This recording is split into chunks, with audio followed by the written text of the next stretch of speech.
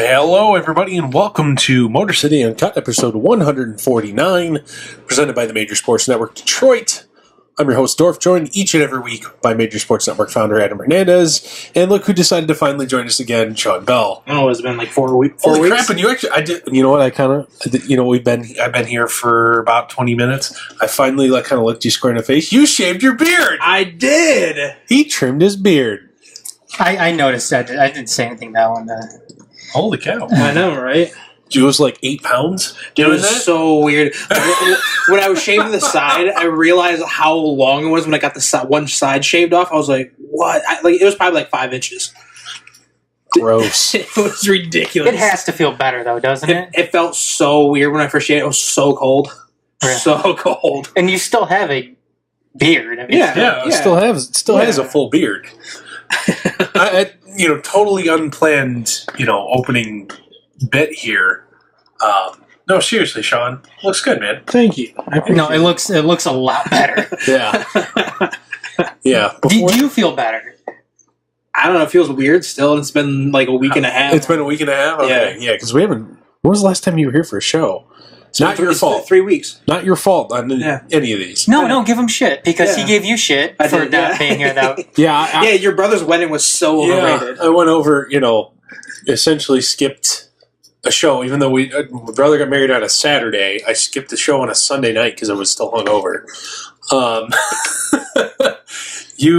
I was out of town. Surprise business trip. Well, that one, and then I had my family reunion. A family reunion. And then last week we just didn't have the shows. Yeah, we didn't. And somebody didn't tell me until the day of. Yeah, I forgot. Sorry about that. Yeah, so that's not my fault.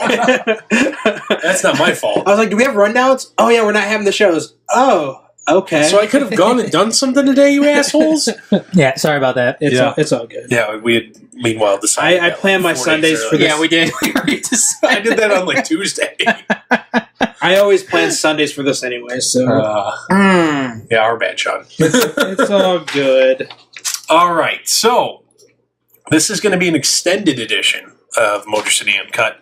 We are not going to limit ourselves to an hour. We are going to do recap the boxing match baseball game at Comerica Park between the Tigers and Yankees. We're going to talk a little bit about that. And also essentially do every team in the States that's important season preview for the upcoming football season. And we're not going to really limit ourselves on how long it might take. Oh, yes, also programming note. No shows next week for Labor Day weekend. So, yeah, we won't be here. Yeah, you can listen to past episodes, though, if you want. Yeah. And we do have a back catalog of 149. Well, it'll be 149 of these suckers, and 299 of the Majors Live, and 50 some odd of the Sandlot Report, and how many Blitzcasts do we have too? A lot. Isn't it there's a lot in that one, 50 too. or something like that? Man, we better do a total and figure out how close we are to 1,000 total episodes of everything. How many bottom ropes do you have? I think like 30. Yeah. So better get a count on that. Yeah, I will. So we get a countdown. Getting there. We better have. Oh yeah. Also, so the week after Labor Day, we want to tease this here now. 300th episode of the Majors Live. That's right. Will be that week. We're trying to get anybody who's ever appeared as a host on the show to come back in for that, a 300th episode extravaganza. We have 2 past hosts confirmed, correct? Josh and Nick? Yes. Well, Josh is. Nick is still up in the air. Okay. So we're at least getting Josh back. Okay. All right. So with that in mind, let's get right into it. So as we I'm sure have all seen or have seen on the replay, Tigers and Yankees had tried to be the undercard for the Mayweather-McGregor fight just a couple days earlier. All essentially stem behind, depending on who you believe. Michael Fulmer plunking somebody again after giving up a home run, kind of got it all started, and Miguel Cabrera didn't take too kindly to being thrown behind. I don't know if it was him not taking too kindly to getting thrown behind. I'm sorry, but continue. No, go ahead. I don't know. I guess perhaps he did. It seemed that, and I don't know. I try not to homer out too much here, but it seems like Austin Romine was the one that kind of Looking for it. that was looking for it. He took off the mask, and I know Miguel Cabrera was the one that ended up pushing him and started swinging at him, but it seemed like Austin Romine was running his mouth a little bit behind the plate. Probably, I mean, and you see how Miguel Cabrera is. I mean, Miguel Cabrera is hardly one to sit there and start jawing at people. I mean, and if anything, Miguel Cabrera takes the game a little too loosely sometime. What'd you do? Yeah, there's some pretty weird feedback in the line now. I just moved it. Try and unplug it and plug it back in. Unplug it and plug it back in. I'm going to go ahead and mute you, Sean. Yeah, mute me. All right. But, I mean, that's the sense that I got from it. All right, are we ready? Yes. All right.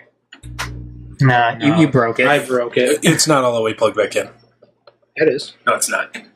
If it was, we wouldn't be in the feedback. Yeah. Here, come here. Okay, you do it. You see it better. All right. On that note, so regardless of who started it, several suspensions were handed out, including Miguel Cabrera getting the most games out of everybody. Yep, 7 games. Even though he was hardly the biggest thrower of punches in that match.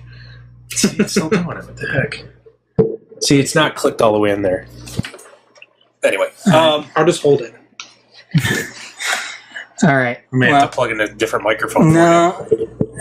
Man. You know what? Dorf, start talking. You're gonna go play tech support? Yes. Okay. I'll keep talking. All right.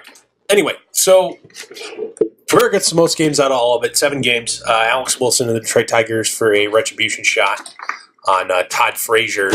I'll let you know if it changes. Todd Frazier gets 4 games, mostly because he admitted he did it on purpose in a post-game interview. Brad Ausmus also gets a game for allowing or encouraging or de facto as part of the rules for Wilson admitting to doing it on purpose. He also gets a game for that. From the Yankees, Gary Sanchez, 4 games. Should be more for throwing cheap shots at both Nick Castellanos and Miguel Cabrera. Coming into the pile, the scrum late, was laying into guys' ribs. You're talking about Gary Sanchez? Yes. Mm-hmm. And then Austin Romine, 2 games for, getting the whole thing started. Question. How does Aaron Judge get nothing? You see what he was doing in the pile to a couple guys. It's a good question. I don't know. I don't know. I also don't understand how Dylan Betances gets nothing, too. Yeah. I mean, it makes no sense. Yes, he hit a guy in the head, and actually Fangraphs did an in-string piece about, Betances, about how his defense that it wasn't on purpose is actually quite believable. One of his hallmarks is, the lack of control, and you know how many right-handed batters he's hit in his career up to that point? 20. 1. Oh. And it was when his first year in the league. It had been something like 1,300 plate appearances in between, or not 1,300 plate appearances. We said one right-handed batter, and all of a sudden he goes high and tight to James McCann. Yeah. I mean, what the whole point of the Fangraphs piece is, it wasn't implausible for him to be, to say it was purely an accident. Oh well, yeah, duh. I think anybody can come on and say that. I mean, players get hit all the time. However, given the circumstances. Was obvious. Yeah, it's very hard to think dubious. that was purely a coincidence. You go high and tight in a game that's already been that contentious. You have to be some kind of moron to think that that wasn't intentional. Absolutely. And for that reason alone, Dorf, I told you, because we were both talking about it as it was going on. Mm-hmm. I said that Rob Manfred needed to make a statement here and ban him for the entire season. Yep. Yeah. I think, look, people don't, I don't think people understand, and maybe this is a topic for another day, but these players are obviously high-end athletes. Betances, what was he top out at? 98? High 90s? High 90s. Yeah. High 90s. The pitch that he hit McCann with was clocked at 98. 98 mile per hour fastball. It actually was still going 89 miles an hour when it hit him in the head. It was intentional. Bingo, Sean. It could kill somebody. What would happen if McCann didn't pop up? And it bust him in, say, the cheek or something What would have happened if that ended James McCann's career? And nobody could say that. Oh well, don't be dumb. That can't happen. Or don't be. It has happened. Don't be so. How quick you have to be just to get. Don't be so dramatic. Talk to Justin Morneau about how it is getting hit in the head. Yeah, absolutely. It took him 4 years to get back. Look, and he was half the player he was beforehand. Best case scenario is what happened. James McCann popped back up after a minute or so on the ground, ended up being fine. Worst case scenario in that circumstance, he dies. Yeah. A 98-mile-per-hour projectile. A 5-ounce projectile traveling at 89 when it hit him. Yeah, Shawn. Yeah, I know. Imagine, I know. This, I know. I get beaten with those like 70 to 80 coming miles an hour. Straight at your head. Yeah. 98 miles per hour. And thank God it was a glancing blow. Not all the full force of the object going into his head. I mean, if let's say James McCann would have died, is that manslaughter? It could be. You could argue it. I mean, see, this is the what I hate about sports sometimes is they take a total backseat to this. Mm-hmm. They're more reactive rather than this proactive. This is just part of the game. Yeah, and Jeff Bassan, and I said that, Sports, from Yahoo Sports. I thought he wrote a great piece on this. Absolutely did. Mm-hmm. He said that, look, given the length of the season and given how much money these players make, the suspensions that they give out is stupid. Is hardly enough. Yeah. Hardly enough. Mm-hmm. If you look at the NFL, anytime a guy essentially misbehaves now, it's an average of 4 games. Yeah. That's 25% of the regular season. Mm-hmm. So the baseball equivalent is 40 games? Yeah. That's like getting suspended for 40 games for, doing something silly. Mm-hmm. Yeah. I'm not advocating for Betances or like Gary Sanchez or being a clown to 40 games. Quarter of the season. Mm-hmm. I'm not advocating for that necessarily. No, I'm not either. And I think, but at the same time, giving a guy a long weekend off isn't exactly going to discourage behavior. No. Not necessarily, or make an example of that for the rest of the league so they don't, repeat the same things you don't want as part of your game. Yeah, what kind of message does this send to Betances?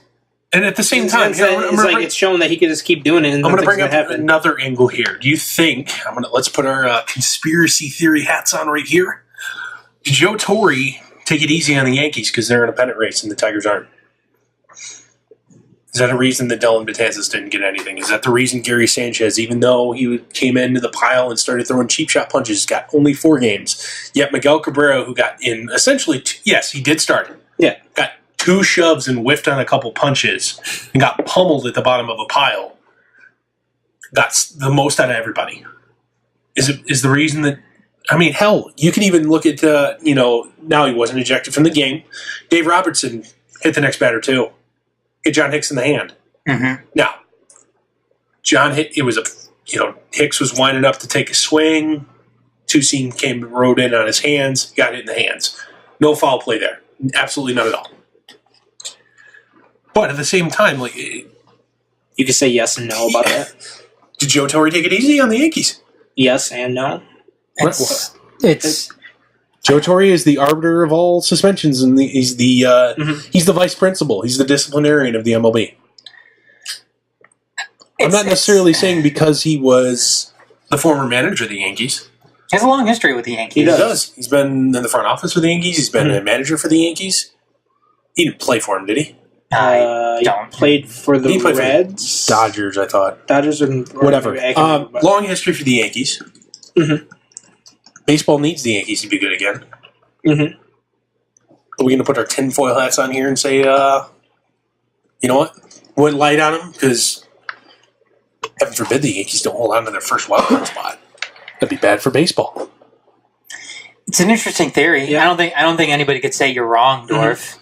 I don't even necessarily believe it myself. Other than, Joe Torre is too much of a professional to do something like that. I would hope so. I would hope so too. And I'm going to err on the side. At the same time, you look at Joe Torre in his post-game press conference. Now, while the content of it, I don't disagree with any of it. He sits there and rips the umpires for about 2.5 minutes. You've seen guys get suspended for less.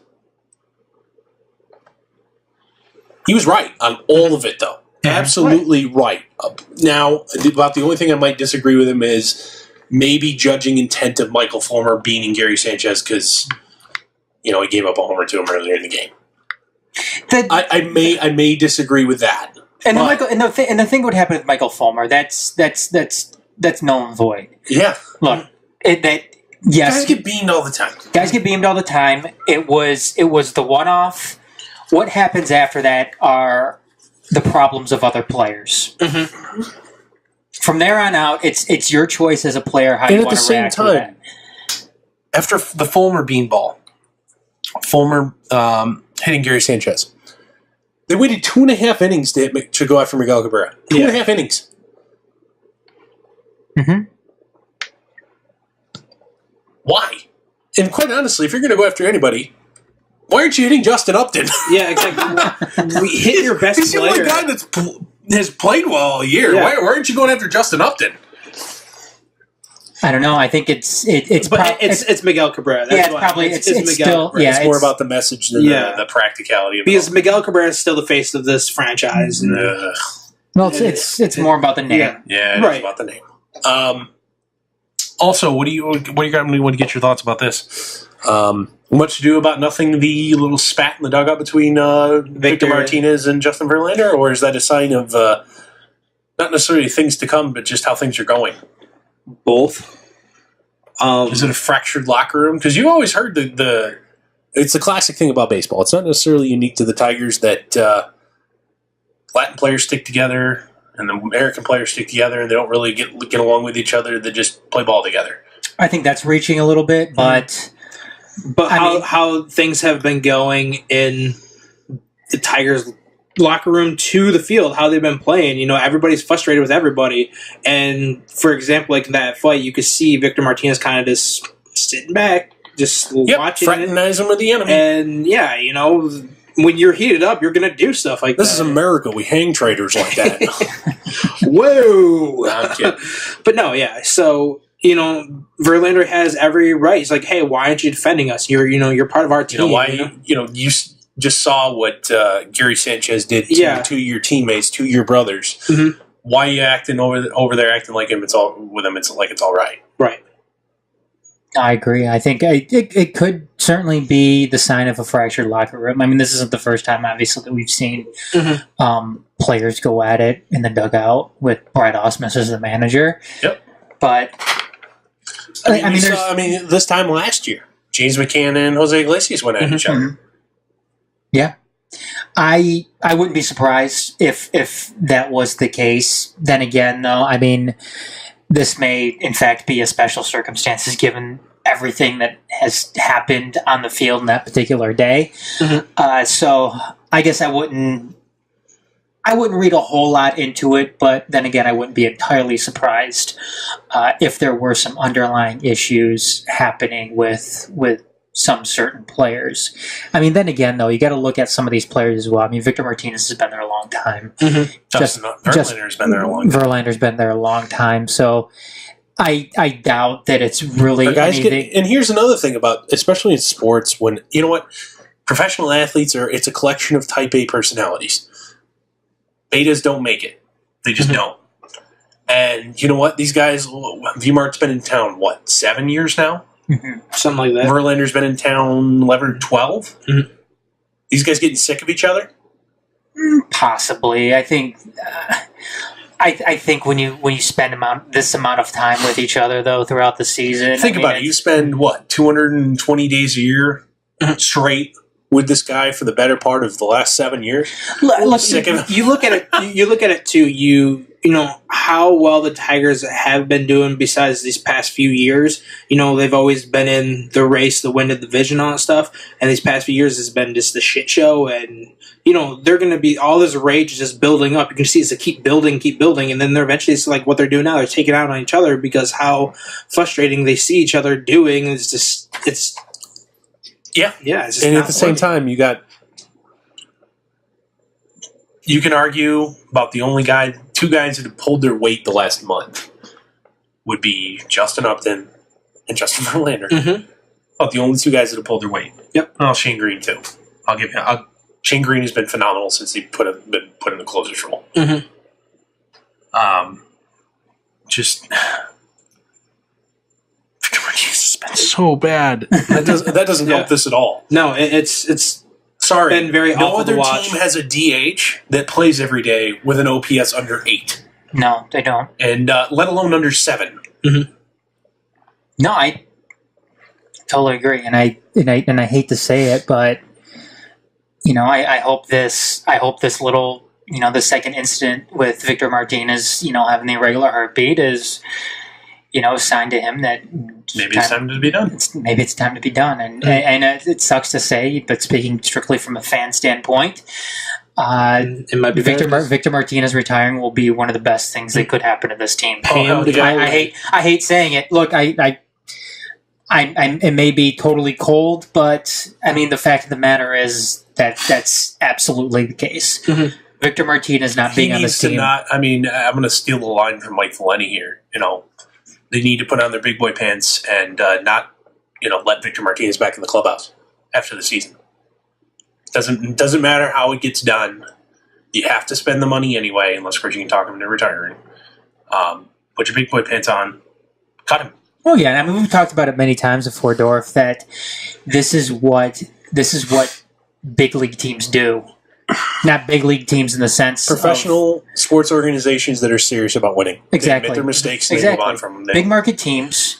This is what they do. They admit their mistakes. They move on. They write the check to make these types of players go away, if they are in fact going to stay around. And like we've said before, if Victor Martinez is still on this team heading into next season, then that pretty much tells us all we need to know in terms of where the thinking is at with perhaps Chris Ilitch or Al Avila. And how he's going to handle his organization, that being Chris Ilitch, going forward. Exactly.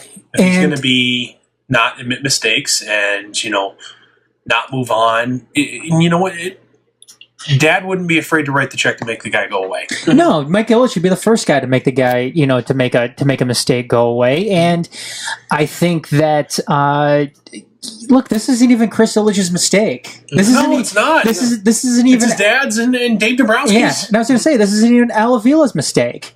You got to collectively get together on this and be like, hey, you know what? If we want to preserve what Miguel Cabrera has left in the tank, then we let Victor Martinez go. Miguel Cabrera and especially specifically Miguel Cabrera, that can't be playing defense every day. No, it's not that Miguel Cabrera needs to throw the glove away and never plan on playing on the defensive side of the game. He can't play 160 games anymore. No. He's probably he can play 160 games. He just needs to DH about 100 of them. Yeah.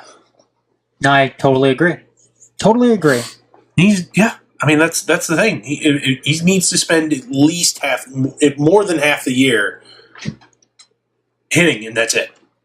Mm-hmm. You know what? Organizations, especially as their players get older, need to have the ability to rotate guys into DH, because you know what? You still need to have them in the lineup. You still need to be able to get what you can out of them. Especially with Miguel Cabrera. The thing is like, you could tell how he's not playing fully healthy right now, no doubt about it.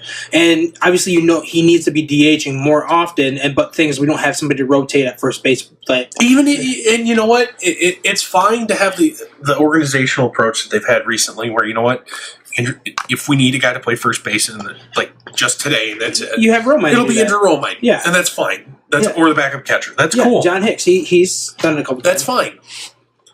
But at the same time, this inflexibility of the roster and your inability to field a competitive team every day and play this platoon split is what is hampering you. Yeah. It's killing you. The fact that, quite honestly, the lack of organizational depth, that Andrew Romine is a fine 23rd to 25th man on any roster. Yeah, no doubt about it. He can play he's not going to kill you anywhere on defense. A switch hitter that runs the bases, all right. Right. He's a value member. He's a very valuable he should not be playing close to every day. No. In the corner outfield. He's not playing in the infield anymore, and that's all right. Because, quite frankly, Dixon Machado, he's been solid. Pleasant surprise. Yeah. Needs to be getting more regular bats down the stretch. Mm-hmm. Pleasant surprise. But at the same time, Andrew Romine is a utility infielder with a career OPS of just over 600. That's fine. And it's very fine to carry that guy because of everything else that makes him what he is on your roster. That's fine. They get about 100 at-bats. You should play twice a week in a limited role. And, he'll get one start and one relief appearance a week. And that's cool. That's great. That's fine. He can't be playing every day for you in right field. I don't... you got to have something for me. Whatever. They still have shown that they don't have any idea that, oh, yeah, guess what? We're going to be bad. They haven't punted the rest of the season and say, you know what? Let's go down the list of veterans currently on the big league roster that we don't plan on having with us next year. Cut them all. Add everybody to the 40-man roster that has a shot for playing with you for the next year. And, weird fake punt there. Add them all to the 40-man roster and start bringing them up, rotating them in, figuring out what you have. That means Christian Stewart needs to get regular bats down the stretch. If Mike Gerber, if and when he gets healthy. Mm-hmm. Isn't he healthy already? I thought he's back. Last I heard... He was back about a month ago. Yeah, I thought was he back about a month ago? Because it was an oblique thing. He's been back for about a month. Okay, well, Mike Gerber needs to be getting regular bats down the stretch. I think you need to figure out exactly what you have in Jacoby Jones. He needs to play every day. Mm-hmm. Now, it doesn't necessarily need to be in center field. You can play in 5 different freaking spots. He needs to be in the lineup every day just to figure out what you have. Mm-hmm. And guess what? If you can't hack it, he's not part of your future. He's not part of your future plans. I think you might have found something in Mikey McTook. He needs to probably play every day right down the stretch to figure out if he doesn't fade. I start him in center field every single day. Mm-hmm. Every single day going forward. Well, you know what? If Jones is going to be in the lineup, Jones is a better defensive player in center field than McTook is. So play him in right, whatever. Mm-hmm. The combination of those two guys and Justin Upton need to be in the outfield. 5 out of 6 days. Mm-hmm. We need to figure out what you have. Then what are you going to do with Gerber then? He'll play, but at the same... Well, the thing is that you can platoon him with Jacoby Jones, and obviously when Jones is not playing, you just move Montague over to center and put Gerber in right. Stewart's going to be DH in the big leagues. Mm-hmm. Who are we kidding? He's not going to play the outfield. Jamp needs to play every day down the stretch. Keep him going. No reason to take away his playing time, especially if you want him to not opt out. No reason to take away his playing time. And then, and the combination of those 4 guys need to play 3 spots the rest of the year. And what about what's his name that we got, that third baseman? Candelario? Yeah, bring him up. He's play every day too. Guess what? Put Castellanos. Nick Castellanos. Here's the oven mitt at first base. Figure it out. You're going to figure it out on the fly. And he will. Yeah, he will. He will. Obviously, if he can adapt from playing the outfield to third base and going to first base, he'll be perfectly fine. Hey, guess what? It's third base with less action. You don't have to throw the ball as much. Mm-hmm. Here you go. Mm-hmm. Well, it's Moneyball. First base isn't that hard. No, it's incredibly hard. But at the same time, you're not turning a guy from a catcher into first base. You don't have to. You're moving him across. And first of all, you don't have to throw across a diamond anymore. Yeah, you don't have to throw. You'll field a couple more cutoffs. Yeah, the Tigers don't have Ron Washington. They can kind of kill the spirit either. Yeah, no, it's incredibly hard. That's funny. You know what you need to figure out? James McCann needs to play every day. Mm-hmm. Quite frankly, down the stretch, he's been quite good. I kind of want to see what... I think you need to get Grayson Griner on the roster, figure out what you have there. I want to see what's going on with the whole Matt Manning. Way too young. I kind of want to see him get up. Young. Dude, he's in low A ball. He's been doing way too young. I would like to see him do something. Sean, he's 19. I don't care. Okay, we can talk Bo Burrows coming up at 20. We can talk about that. I need to figure out what I have in Jairo Laporte. I need, I like their approach with Joe Jimenez. Mm-hmm. You know what? Fuck it. He's going to fail a lot, and that's fine. Get it out of your system. He's going to figure it out. Cool. Nice. That's great. Commendable. You need to do the same thing with a couple other guys down the stretch that you have currently in the minor league bullpens. Do you bring Bruce Rondon not back up for one last shot? No. He should have been released. No. Honestly, as part of that purging of the roster so I have room for these guys, he's part of it. Oh, yeah, no doubt about it. He better be. Yeah, he's part of it. We were talking about the other day. It'd been nice to have him up, though, during the Yankees. Throw the beanball.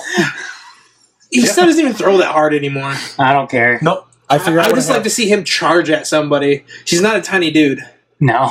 No, if any, I add everybody I can. I bring him up, run him out there. Sink or swim, kids. We'll figure this out. I totally agree. It's that time. We're done. We're done winning this year. It's that time. Absolutely. I think that's a responsible thing to do, but as we've seen too many times before, teams have... Organization is unwilling to make that happen. Or this organization, for some reason, has too much pride to do something like that. Why? I don't know. I mean, the team hasn't won a World Series since 1984, so... But we've been to 2 in the last 10 years. Yeah, great. You also lost them too. You won one game in that stretch of World Series throughout that time. So give me a break. Do what needs to be done. Get rid of the guys that you need to get rid of. Write the checks to the guys that you need to go away. Bring up some of these younger kids. See what they got, and let's go to work. Yeah, and unfortunately, as part of this roster purge, that may include Andrew Romine. I don't think he's part of your organization going forward.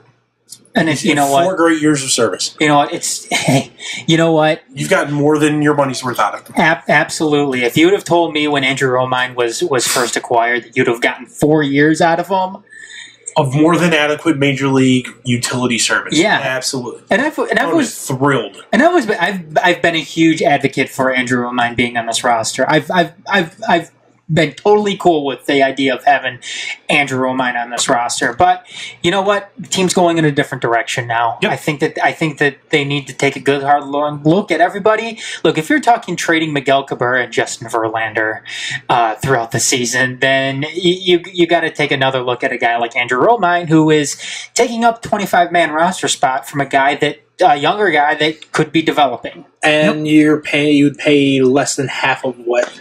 I mean, unfortunately, Alex Presley's done nothing wrong.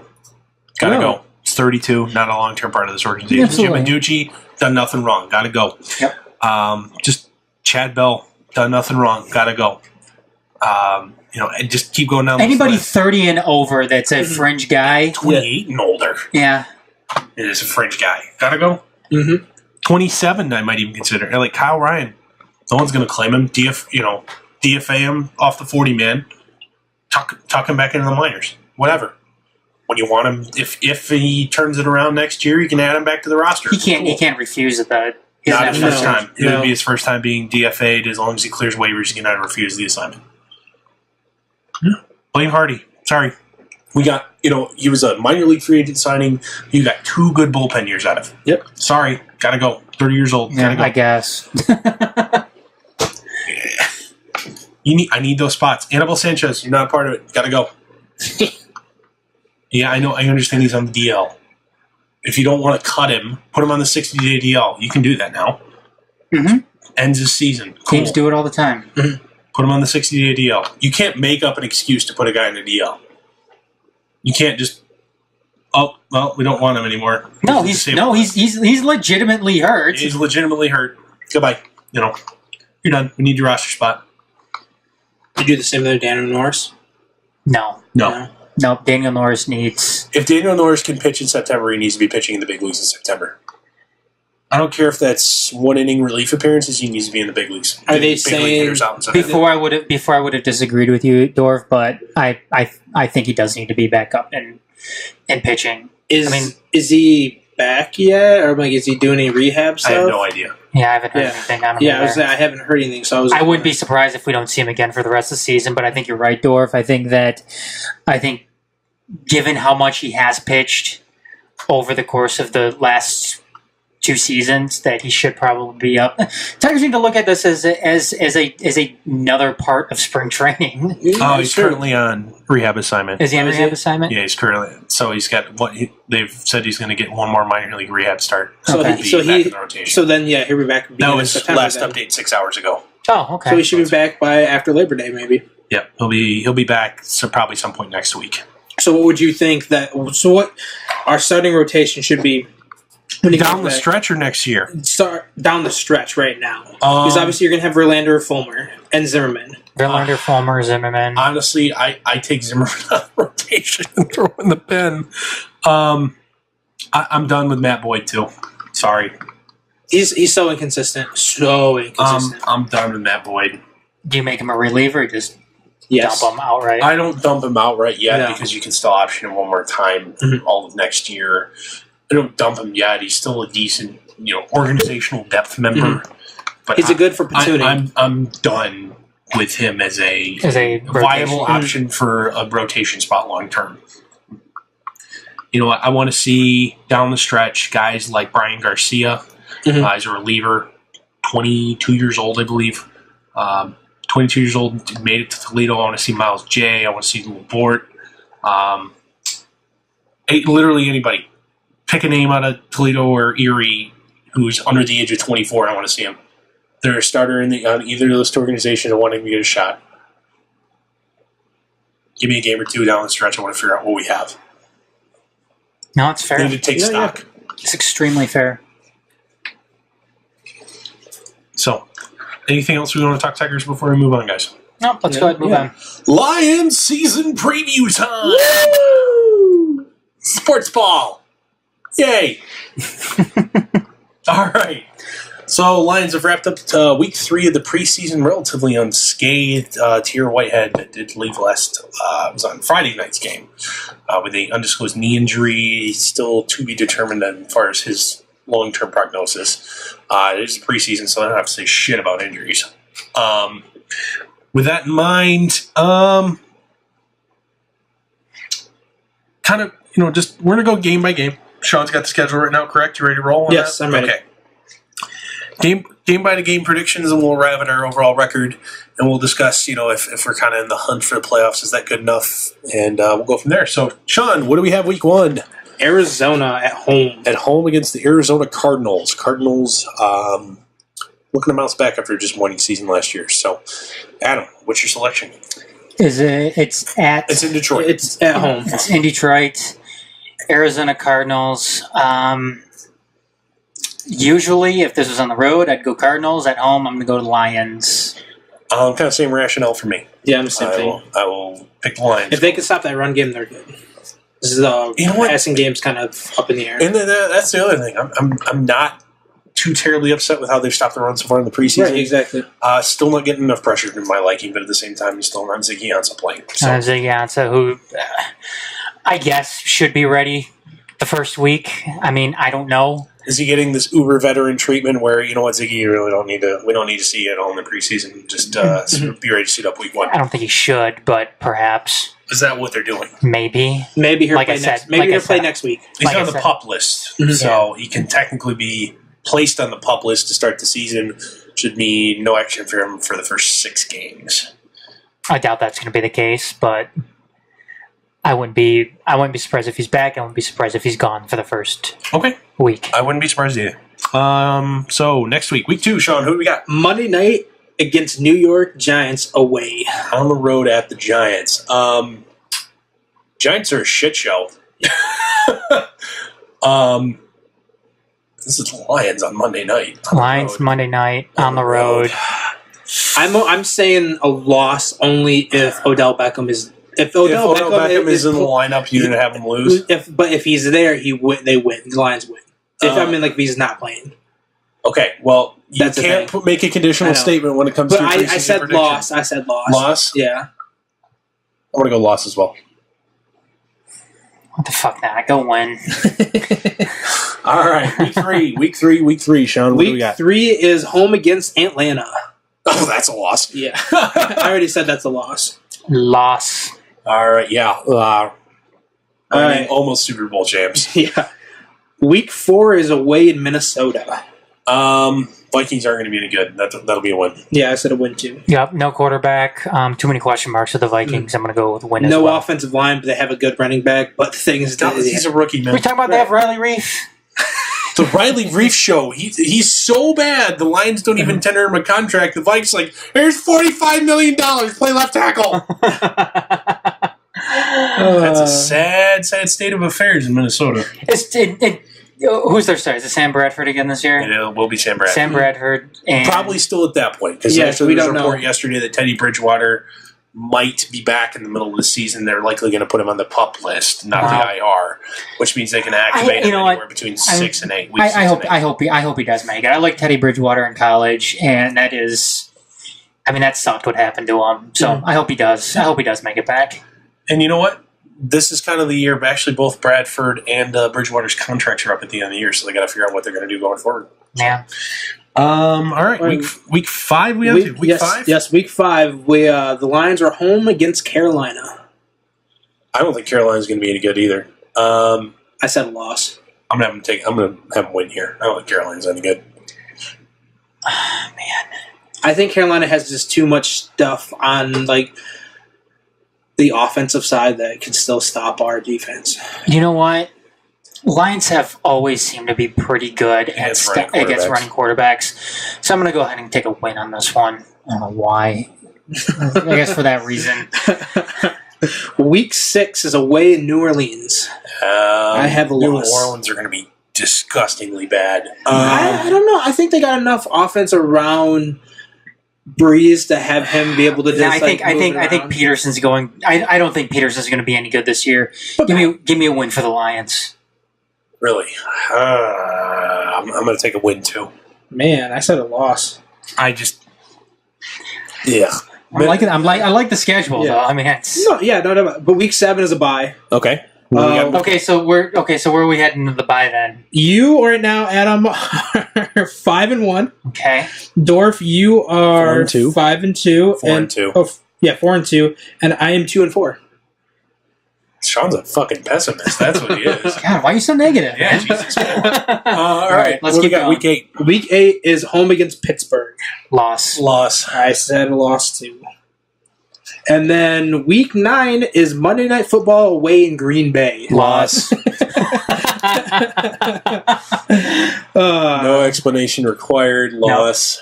This one, hopefully we'll all get it right. Week 10, home against Cleveland. Win in a blowout fashion. Yeah. Yes, I said the same. I think, you know what, I'll go ahead and... Matthew Stafford won't play the second half. Because we're up 500 points, yeah. Week 11 is away in Chicago. That'll be a win. Chicago's going to be a shit show. Yep. It'll be a rookie quarterback by then. I said a win also. Week 12... But it would be such a Lions thing for them to lose to Mitch Trubisky there. Yeah. Week 12 is Thanksgiving home against Minnesota. Win. That'll be a win. Yep. Even on a short week, that'll be a win. Blowout, too. Yep. And I'm then... going to say 2-score game. Week 13 is away in Baltimore. Flacco will be back by then, but they're still atrocious on offense. That'll be a win for the Lions. Yeah, I'm going to go a win as well. I said a loss. And then week 14 is away in Tampa. Win. That'll be a loss. I said Tampa's going to be very good. Give me a win. All right. Week 15 is home against Chicago. I'll win that game. Yep. Me too. Week 16 is away in Cincinnati. I'll lose that one. I think Cincinnati is going to be pretty all right. Yeah, I'm going to go with loss as well. I said the same thing. And then loss as well. Last week 17 is home against Green Bay. Why do we always finish against Green Bay? I know, we always do. Loss. Yeah. All right. Only because they're going to need a win to get into the playoffs or something, and they're not going to be able to do it. Because this is the Motor City Kitties. Where are we at, Sean? Adam, you are 11-5. Dorf, he's like 12-6. He is 9-7. 9-7. And I am 7-9. Or 10. Yeah, never mind. I swear. Well, way to be Mr. Optimistic here, Mr. 11-5. Wait, where was Dorf? Dorf is 9-7. 9-7. And I'm 7-9. Okay. So you probably haven't won in the division, by the way. 11-5. Yeah. I have to go back and look at Green Bay's. Look, it's a favorable schedule. You want Green Bay schedule up? Yeah. We're not Okay. do we want to go through there? No, just I'll bring up, see who, who are some of their tougher games? Well, they play the same. They play the yeah, that's right. the North, just like the AFC North. Yeah, so they've got Pittsburgh, toughest game, Cleveland, they start off Baltimore. They start off with Seattle and Atlanta. Ooh, yeah, that'll be 0-2 to start the year. Yeah, and then they got Cincy, Chicago, Dallas, Minnesota, Dallas too, New Orleans, Baltimore, Pittsburgh, Tampa, Carolina, That's and then rough. yeah. Ooh, you probably have a division winner right there, man. Yeah, I probably do. Because they're struggling too. You're the most pessimistic out of all of us for this upcoming season. You have them going 11-5. And see, I'm having them 7-9. They still could win the division. No, You don't think so? No, they're not winning. Not Dude, the Bears and Vikings are going to be really bad, And Packers' schedule is brutal. That's what I'm saying. It's not unprecedented. Right. I don't think it happens, though. I mean, the last time something like that happened, was Seattle in 2009 or something like that? And they made a run, as well as the Fighting Matt Hasselbecks. Yeah, and they won the first week of the playoffs. That was they finished the season 8-10 with a playoff victory. Was that beast mode trucking New Orleans players? Was that year? No. Because that was Sean Alexander and Matt Hasselbeck. See, all Green Bay has Beast to do mode was still in Buffalo, I believe. If Green Bay the first 7 weeks can go at least 3-4, they're going to win the division because the second half of the season is so easy for them. Because they start off their bye week. They got the Bears twice. You know what? They have Detroit twice. They don't have the Bears twice in the second half. You never want to count out the Packers though. They were dead in the water last season at the beginning of the year, and they came back and won. That's what I'm saying. If they can go at least 3-4 in the first 7 games, and then they have a bye week, that second half. Likewise, though, I think Green Bay is better than winning a division sub 500. That offense is. They just have to score like what they did last year. They just have to score a ton of points on offense. So their defense just sucks. But so be it. Mm-hmm. All right. With that in mind, so Sean has them not making the playoffs. Do you guys think my 9-7 is good enough to make it in this wild card? It might be good enough to win the division. I guess I'd have to go and look at some of the other schedules. How I see it, you have to win the division to make the playoffs. Like, there's no way you're going to make a wild card. No, I think a 9-7 is a possibility for the wild card.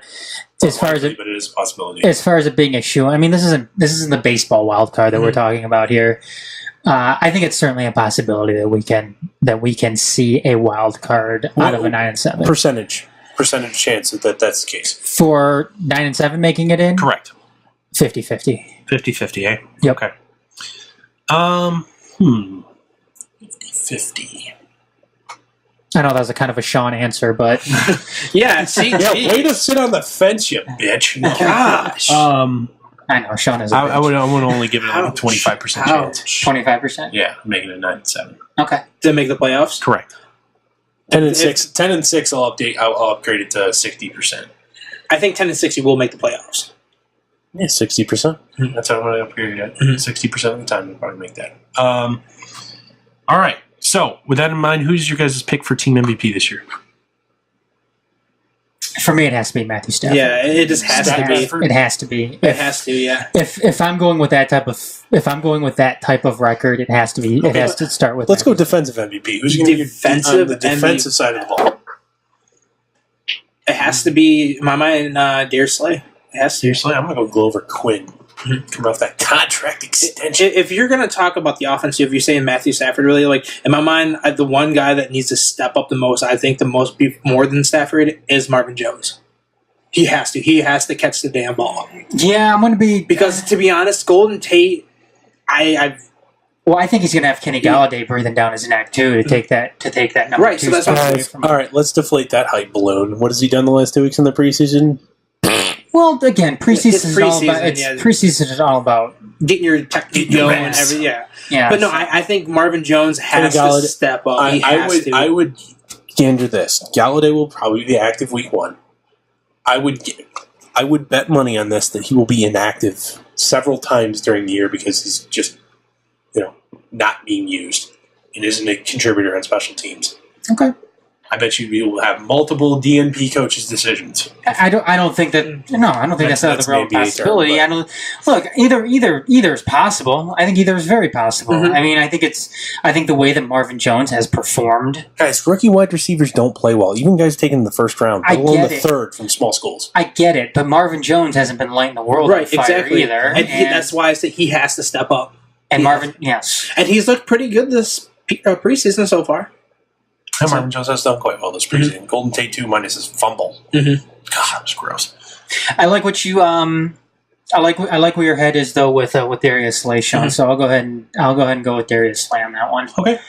I'm also interested to see what Jared Davis does as well. He got picked up. Yeah, well, I know. That's the thing. What bothered me the most with this past preseason game when I saw Darius Slay, Chris Hogan was burning him. Running pick routes across the field. It just was not. He looked so slow Slay, okay. The play you're probably referencing. No, it was the entire game. Slay was an outside shade. I'm not talking about an immediate crossing route when the guys in the middle of the field vacated because they were bringing pressure. I'm not just talking about that. I saw other stuff that he did. Chris Hogan's not a bum, though, either. I know, but still, neither is Darius Slay. Sorry. So that's... I'm not worried. I'm really not worried. What is worrying, the same thing that I said about Galladay, T. Staver will not play. He will be inactive week 1, I guarantee it. He'll be inactive week 1. What are your thoughts on Miles Killebrew heading into this year? I think he's going to be... I think you're going to see a lot of big nickel, and he'll be the nickel back in a lot of situations. I still think Tavon Wilson is ahead of him at this point to being the starting strong safety. But at the same time... I say he looked pretty good out there. Yeah, at the same time, you know what? He's still making a couple of rookie, younger guy mistakes. Right. But I will not be surprised if he does not take that job over, the full-time strong safety role over by the end of the season. Just not right away. Okay. Anything else, guys, on the Lions? No. All right. So the most pessimistic person has them making the playoffs. The fuck? with a sub... Yeah. 11-5. You have no faith in this upcoming season. Then we do a game-by-game rundown here, and you have them making the playoffs. You have them likely winning the division 11. What did I say? I had no faith in them, though. Every time we brought the Lions up, over the last several weeks, yes, you've just been down on them. I want to kind of find all of our stuff from the previous years. Is I'm pretty sure you've gone 6-10, and this team is worse than it's been. I wouldn't. No, they're not. So you don't think they're worse than last year? No, I do. I think they're better than last year. I don't think so. I don't get where the huge pessimistic talk comes from. I think I've been that down on them. You've got a healthy running back core. I sound like Jim Caldwell. Yeah, or as of right now. I love Jim Caldwell. I see how Amir does after the first game of the season. A full game. He looks so... You know what the Lions, averages with Amir Abdullah? Just, the Lions... This is an interesting stat. This goes back to, Javid Best. So a Javid Best / Amir Abdullah type back. You know what the Lions' record was with Javid Best in the lineup? 6-1. 11-2. You know what the Lions' record is with Amir Abdullah in the lineup? 10-1. 6-1. Oh, dang. No, that's the thing. He's got to stay healthy. I believe it's 6-1. Rotate those running backs. They've only lost one game. Well, they've never. With Amir Abdullah in the lineup. They've never been able to keep their top running back healthy. And that's the thing. Maybe they should start platooning them more. They do. I don't know. All right. Actually, before we move on, they're platooning them with the wrong guys, though. Name me one veteran that you wouldn't be surprised is a last day, cut day casualty. Oh man, yeah, I've got one in mind. Guy that's currently penciled in to play some major minutes. Let's call it. See, I was into Laken Tomlinson. Yeah, I wouldn't be surprised. So I'm gonna go with him. Tomlinson, okay. Yep. What about you, Sean? I don't know yet. Right off the top of my head. Haloti Ngata. Ooh, yeah. I don't think he makes the team. Really? Yep. Who takes his spot? I think your starting tackle group is going to be Ashawn Robinson and your team Spence. Spence has really impressed me. Both those two, Robinson and Spence, have very much impressed me in the preseason. I haven't really noticed, is Whitehead even playing? He got hurt. Did he get hurt? He got hurt this past week. He'd actually played quite well. Has he been? In the outside linebacker role. Given the rumors coming out today by Ian Rappaport, do you think that they carried 3 quarterbacks into the start of the season? I think they do. Mostly because I think they'll lose Brett Guy if they cut him. I think so too. They'll lose him. And they did it last year. Didn't they carry 3 quarterbacks? No, they didn't. Towards the end of the year, they didn't. Yeah, They only added Rudock to the active roster towards the end of last year because somebody tried to claim him off the practice squad. So they, said not so fast and signed them themselves. So, but no, you will lose Brett Kaya if you cut him. Yep, I agree. So you got to keep him. Do you know what the rumors we're talking about? Yeah. If you could say Houston or Denver or hell, even San Francisco called you and said, "Hey, 4th rounder for Jake Rudock. Do you do it?" Yes. Okay, we're all in agreement. Why? I don't understand why you would. Yeah, that makes no sense. It's kind of like what we're talking. I think the only argument you could make is what are most backup quarterbacks in this league? Second QB coaches that will play in an emergency. Right. If Jake Rudock is going to be more of that mental and game prep help than Brad Kai, I think that would be your only reason to keep him around. Is he that. But the thing is, like, in our situation, is like you think he's going to be. You think Matthew Stafford's going to listen to him? It's not necessarily about listening to him. It's just another set of eyes watching game tape and finding holes in opposing defenses. Why do you think Dan Orlovsky had a role in this league for so long? Probably because he was really good at that. Yeah. True. Had a rapport with a certain coaching staff. Difference between Dan Orlovsky, though, and Jake Rudock, because he's been in the league a long time doing that. I think Dan Orlovsky on his play alone should have been done after his second or third year. Oh, sure. Small school guy in terms of college football, UConn, right? Yeah. Yes. Okay. Yeah, Jake Rudock, you've got to do it again. And I mentioned that today in the write up that went up on the website. Jake Rudock is a special circumstance because you usually don't You never get a better pick than where you picked. No, they drafted Jake Rudock 2016 in the 6th round. Getting higher value on that in a trade is almost unheard of. That doesn't happen It doesn't happen in the NFL, not very often. So when something like that happens, let alone at the quarterback position, yeah, you got to strike when the iron's hot and get what you can for him. Even if you can get Jake Rudock is never going to be a starter for you. Keep in mind too, the Lions have some real concerns right now when it comes to defensive end. Mm-hmm. So I'm not saying they're going to go and get a starter. It'd just be nice when it comes to getting a defensive end in return, but focus on that. You never know if you can get a depth guy to help at that position while they have these injuries occurring. I mean, at the same time, you look at the kind of guys that you found off the street. The Detroit Lions regime has found off the street at defensive end who've had career years. George Johnson, that was 2014, had 6 sacks. Guess what? He left and signed in free agency with the Buccaneers. Hasn't had a sack since. Mm-hmm. He's still around, by the way. What about Kerry Hyder? Was it Jason Jones? Jason Jones, well, he was a known commodity in the league. He'd been around for a while. A starting caliber player. Mm-hmm. Kerry Hyder, practice squad bum to 8 sacks. I don't think necessarily you might have that guy this year. Quite honestly, he's not going to be off the practice squad or unheard of. I'm very, very much impressed with Anthony Zettel. Yes, he's been looking pretty good. You know what? His big knock last year was decent in rushing the passer, but just got his ass kicked trying to stop the run. Well, guess what? He's now even faster off the ball, getting around the edge. And he's now winning at the point of attack in the run game. Mm-hmm. You might have found yourself a nice long-term, second type defensive end in the 6th round. He was a 6th or 7th rounder last year. I think he was either way, bottom end of the draft. Yes. Bottom end of the draft. In the second year, you might have found somebody you can play major snaps for him. And a guy you can trade up and get good value for. Absolutely. Bob Quinn. No, Bob Quinn's done an excellent job in that sense. Yeah, and and here's the great thing about the Bob Quinn regime. He kind of taken the kind of the Patriots route for this too. Guys that were incredibly highly rated out of high school for good reasons, who didn't really take off or excel at the college level. Graham late in the draft. Anthony Zettel was very highly recruited out of high school. He's from the middle of nowhere in northern Michigan, by the way. It's from West Branch. Sean, you know where that is, right? Yeah, Sean, you know where that is. Mm-hmm. He's from West Branch. Yeah, that's in my conference, fool. That's Ogama Heights. So he's from West. Sean sucks.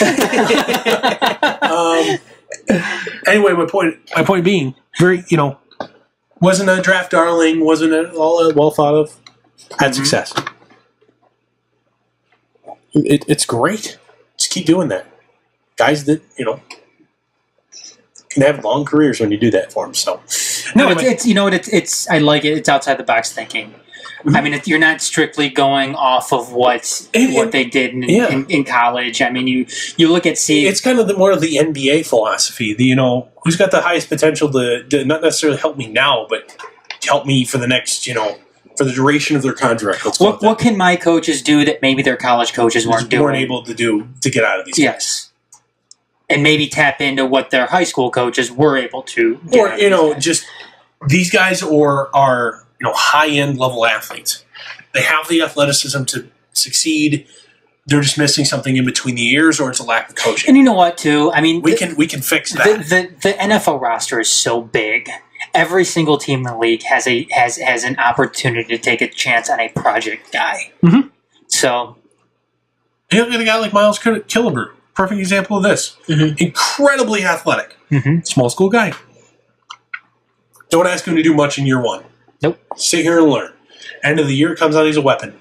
Mm-hmm. You know what? He sat there, immersion learning, soaked it all in. And you know what? This year, we don't need you to do much. All we're going to ask you to do in year one is come in and cover guys in third down. Literally, we're going to play man coverage on third down. That's your guy. Go chase him around. Or, rookie pass rushers. Hey, all we're going to ask you to do is rush the passer on third down. It's third and long. Get your ass in there.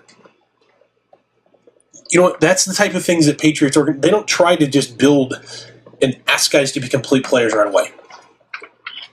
They just, you know what? Right now, we understand that you're in over your head. The NFL game is so different than anything you've ever been asked to do. I want you to do one thing well this year, and we'll work on adding the rest of it as you grow and mature in your career. You know what? All I need you to do is stuff the run on first and second down. Then, come off. We'll, if they get a first, we get back in there. Or all we need to do is rush the passer. Or, you know what? Hey, you're a running back. All I need you to do is catch the ball out of the backfield. Or pass pro ahead. They don't ask them to be complete players right away. That's great. Mm-hmm. And I think that change in organizational philosophy is already very present, and it's paying dividends immediately already, in immediate Absolutely. fashion. All right. Wow. It was like 40 minutes on the lines. Mm-hmm. Next, Michigan Wolverines. Woo! Shut up, Sean. You shut up. You got their schedule written out there? Yes, I do. All right. Shut up. By the way, who's going to be starting quarterback, you think? Is it Spate's job to lose still? Yes. Let's wait. Is that what we're getting to first here? Yeah, let's do that first. Okay. Is this Harbaugh attempting to play 4D chess again? It's all of a sudden Braden Peters is out there? I'll say it's because it's technically between Spate and John O'Corn. I'll say it's Spite or Spate, whatever you want to call him. Spate. Spate.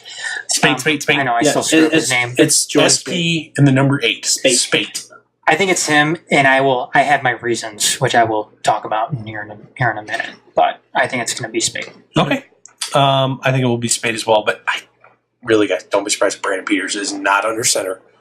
I know he's not one of the guys that's listed the first two. Do not be surprised if Brandon Peters is not starting the final game of the season.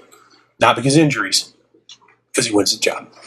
Quite honestly, guys, Brandon Peters is that good. Mm-hmm. So are we doing the schedule first? Or we will do the schedule first now. Okay. Are you sure we should do the schedule first, or should we talk about the other stuff first? Let's do the other stuff first. Let's do the other stuff first, sure. Surprise contributor. Who is going to be the guy that comes out of nowhere for you guys? Comes out of nowhere? Not necessarily out of nowhere. Is not getting the preseason hype that will come out and be a surprise contributor. I've got a guy in mind. So go ahead. I'm going to go tight end Ian Bunting. A highly rated guy at a high school. Seeing how much the Harbaugh regime has loved to use the tight end position so far. I mean, Jake Butt having great success in that system. It seems like Bunting is the next man up. Even more physically gifted player than Jake Butt at 6'7". So I wouldn't, really, really, really am expecting big things out of Ian Bunting this year. I can't say Donovan Peoples-Jones, can I? Hey, you can. I can. You expect them to have a big splash right away? I do, just because they lost so much when it comes to wide receiver. Nothing coming back at receiver. No, exactly. So I'm going to go ahead and go with Donovan Peoples-Jones. Okay. Not even the biggest guy getting the biggest hype there. I forget what the other guy's name is. Redshirt freshman receiver. Crawford? No. McDoom? No. And McDoom is just going to be a gadget player, and that's probably all he'll ever be. Chris Evans? He's a running back. Yeah. Oh yeah, sorry. I'm forgetting. I can find it on the roster, but we're not going to sit here and wait for that. Sean, who do you got? I think he's going to have a bigger role as Ty Isaac. I think he's going to get more of the red zone. I hope, because Chris Evans obviously going to be their number one running back, who obviously is going to be on the field most of the time. But I think Ty Isaac's going to kind of step it up and hopefully take those red zone. You think he's going to get a lot of the short yardage, short yardage touchdown stuff? Yeah. Actually, Crawford was the guy I was thinking of. Sorry. Is it Crawford? Yeah, it is. What do you think? What do you guys think of Mason Cole going back to left tackle? Think he'll step right back in and be just fine? I think he will. I do. I mean, he's seen it before. I don't think it's too much of a stretch. Usually, when guys get moved around, especially in college, on the offensive line, I don't think you're going to see as much trouble with that type of turnover as you would, say, in the NFL. If you go to the NFL and you're moving around between guard and tackle, I think, especially from the right and the left side, I think you see more of a struggle there. But in college, when you're going up against subpar talent, it's a lot easier to handle. I think Can he play himself in being a early first round pick? Can he play himself into that? Yep, I think. Only knocking him. He's got short arms. Yeah, I know. And teams do pay attention to that. He's Riley Reef Part 2. Well, Riley Reef was a first-round pick, too. He did it. So, I think it's entirely possible. And I don't think we'll see too much problem making that switch back over. So, okay. Next. What do you guys predict will be the team MVP this year? Rashawn Gary, no question. I say Chris Evans. Evans, okay. Gary? I think I'm going to go, you know what? I'm kind of revise my prediction for, Brandon Peters. Wilton Spate. I think he will, take that next step under John Harbaugh. Jim Harbaugh. Not John. Jim. John coaches the Ravens. Jim coaches the Wolverines. Take that next step and will be kind of that next great, Michigan, stereotypical pocket passer. Enough to the point where I think he might consider leaving early. Really? Season. Yeah, I do think so. Because he's only a sophomore. He would be easy Richard Jr. I like where you're going with that one, Dorf, just because I think a lot of it's going to have to ride on Wilton Spate. I think the thing with Michigan this year, and I don't think a lot of he's going to. You know what? He had the very good benefit of guess what? 2 wide receivers and a tight end that are now playing on Sunday. Look, and you know what? Too, this is going to be this. A lot of this is going to be on the shoulders of Jim Harbaugh as well. Look, Michigan has a lot of turnover this year. They've got a lot of turnover on both sides of the ball. Their defense, I'm not worried about a lick. They're a little bit thinner than I'd like at linebacker, but everywhere else, I'm not worried at all. Well, they're also missing Jabril Peppers, Heisman finalist. Overrated. But look, he was still a very much in the first round. Yeah, very much an impact player on that, and he was Absolutely. He's a Heisman finalist too. I'll give him that.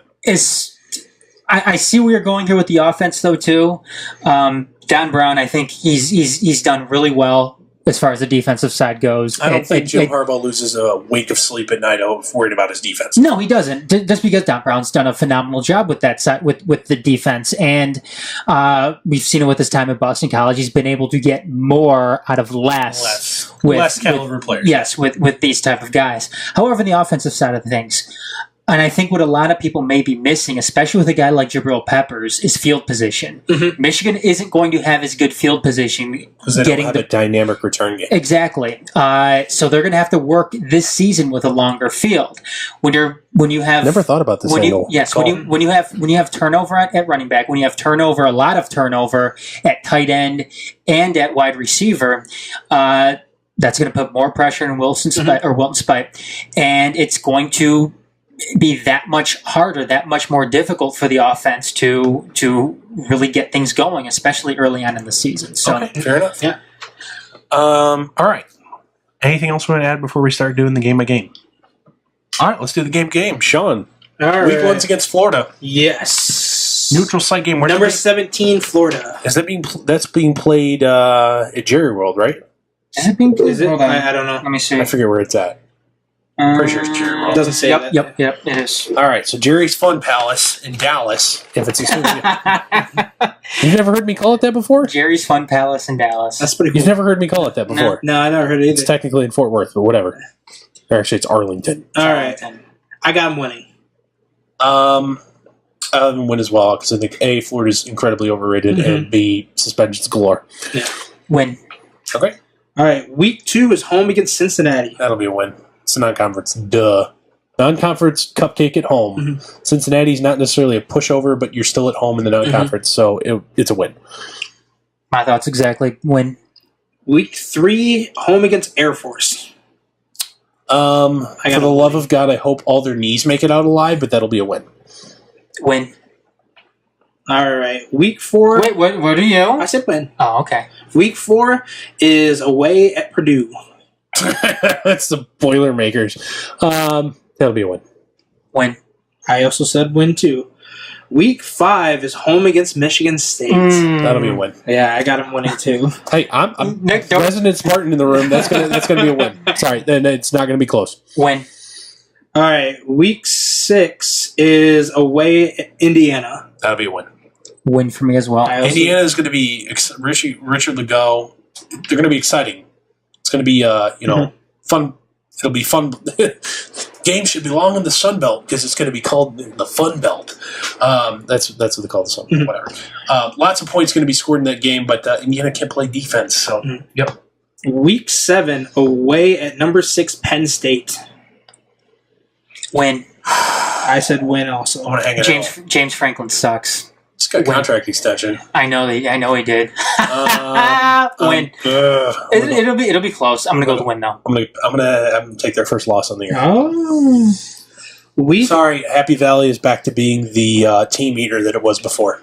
Week 8, home against Rutgers. That'll be a blowout win.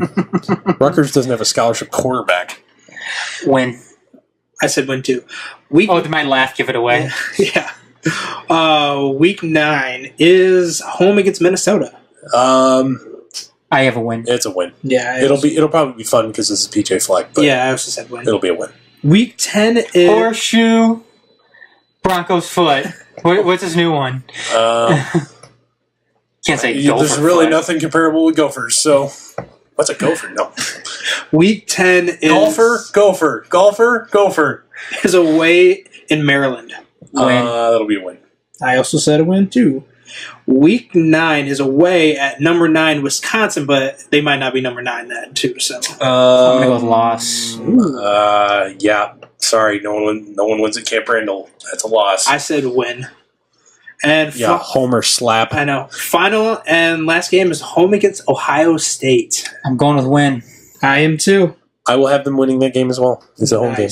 Yep, I think they win last year if it was at home. So, So what do we have for record, Sean? Adam, you are 11-1.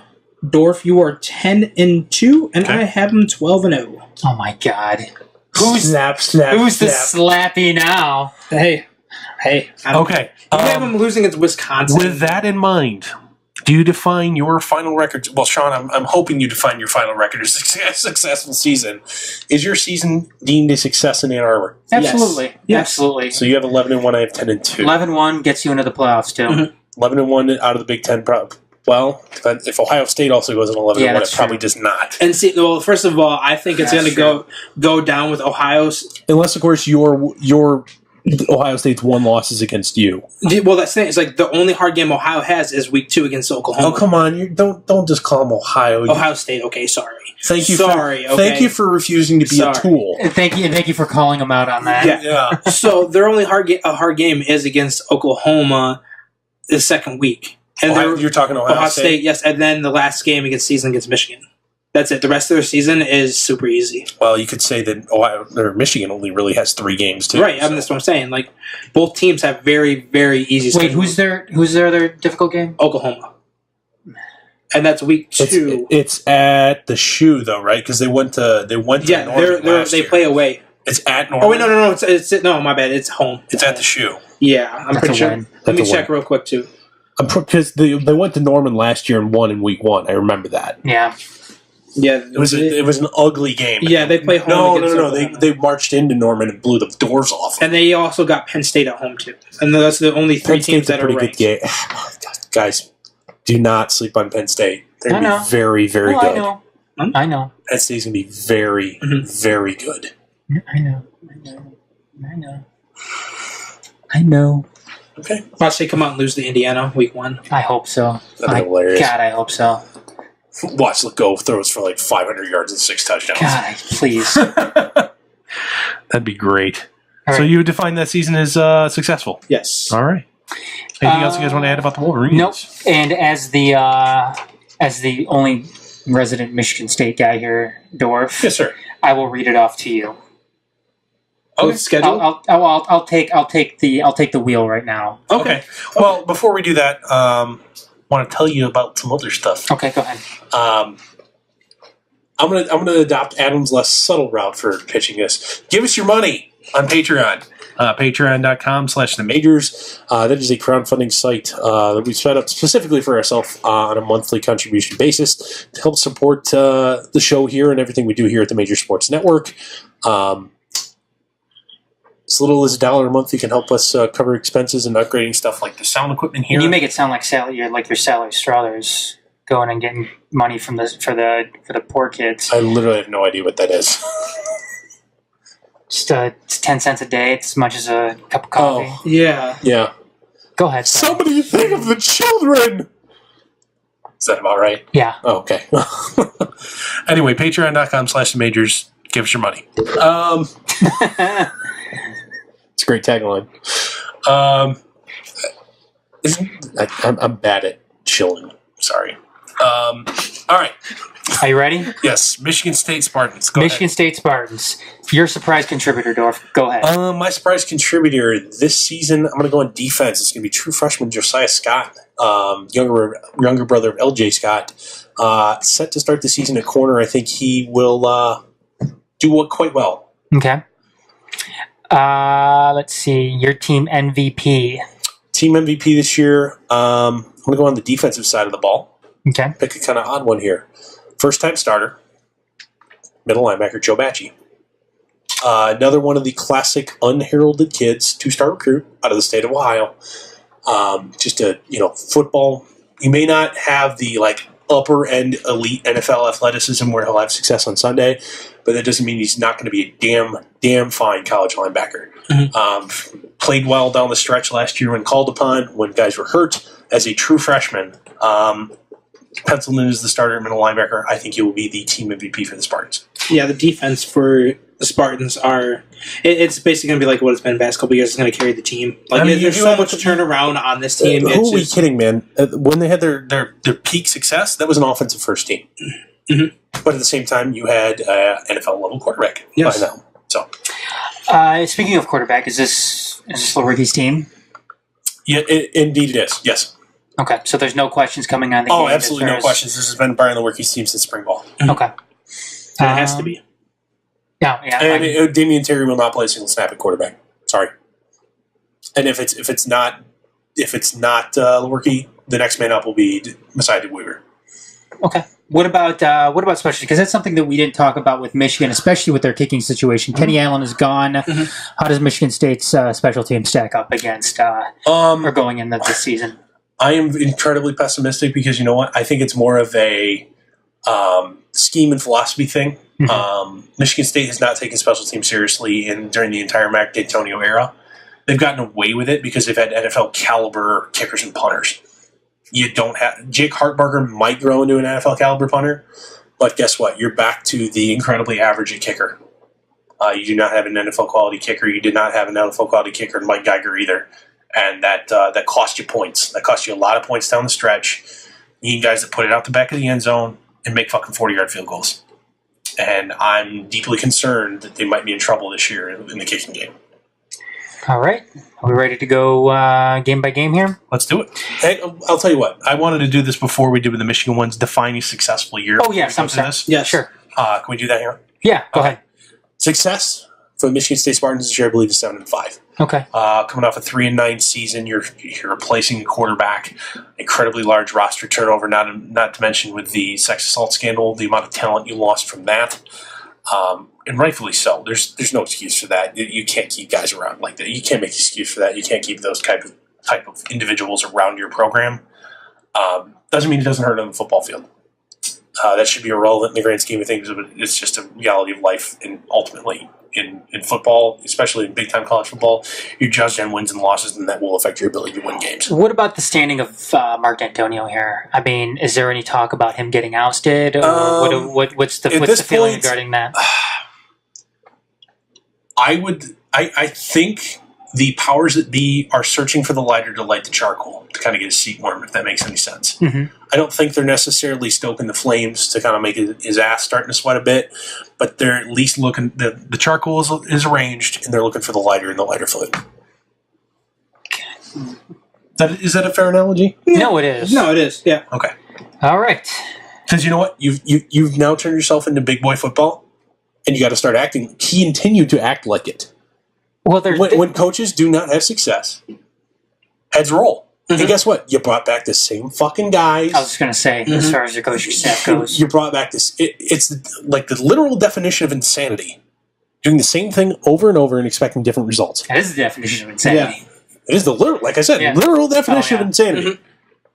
Oh, let's change nothing. We'll be all right. Oh, last year was just bad luck. No, it wasn't. It was a fucking shit show. It was awful. In all facets of the game. And you lived and died by your coaches in past seasons as well. I mean, when you had Pat Narduzzi, Don Treadwell, it was you had some really good coaches. Yeah. You have not had a quality offensive coordinator since Don Treadwell.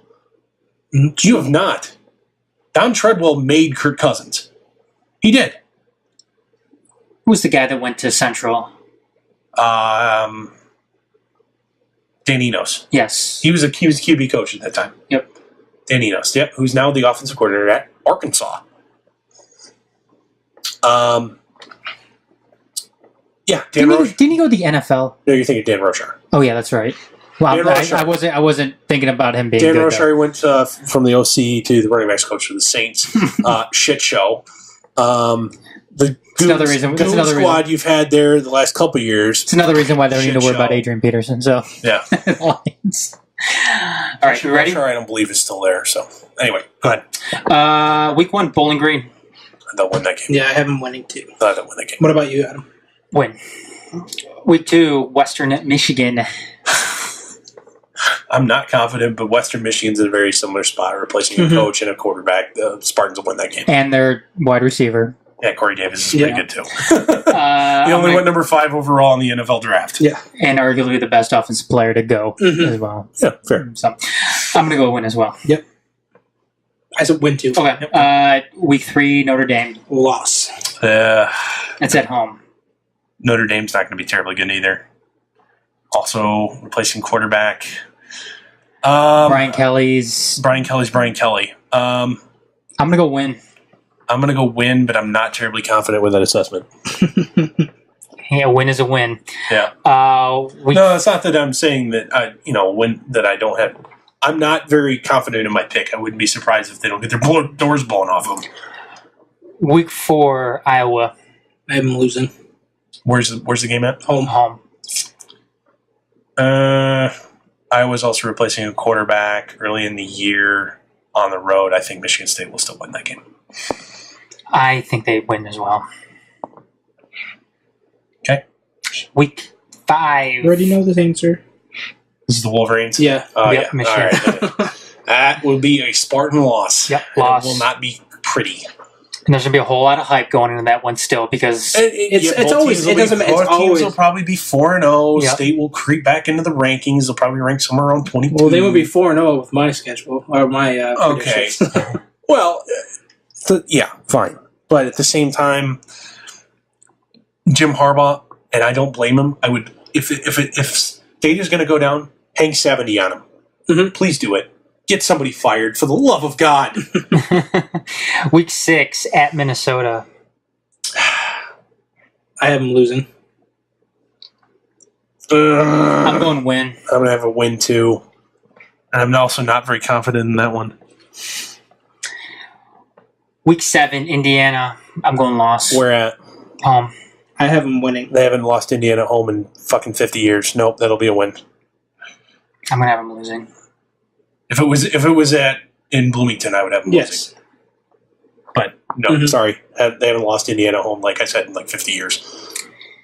Week 8 at Northwestern. I'm losing. I know Northwestern's hard to go to. Give me a win, though.